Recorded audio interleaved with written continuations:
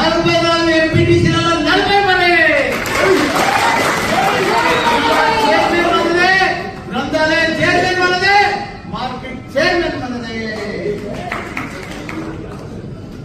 అట్లా సాధించడం, అట్లా చేసినాం. ప్రతి సైనికులు కార్యకర్తలు ఉన్నారంటే టీఆర్ఎస్కే ఉన్నారు. ఇవాళ ఒక పిలుపుతో ఇంతమంది వచ్చారు. ఒక కార్పొరేషన్ ఇంకా సగం మంది జర కన్ఫ్యూజ్ ఉండి రాలే. లేకపోతే ఇవాళ కాదు, ఇంత పెట్టాలంటే సరిపోను. కానీ ఎవరు వచ్చినా రాకుండా భయపడేది లేదు. టీఆర్ఎస్ పార్టీ తప్పకుండా రాజీవ్ లక్ష్మారెడ్డి అన్న బంగారం బంగారం బంగారం మల్లన్న కంటే మంచివాడు. ఎందుకంటే మల్లన్న కంటే మంచివాడు, నాకంటే కూడా ఎక్కువ సేవ చేసి ఎంతో మందికి పేదలకు ఆపరేషన్ చేయించాడు. గత 20 సంవత్సరాల సంది ఆయన సేవ చేస్తూనే ఉన్నాడు.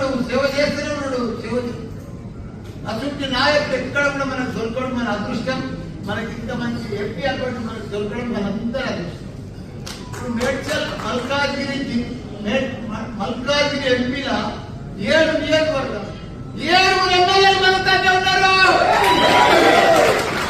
కార్పొరేటర్లు అంతా బీఆర్ఎస్ఏ.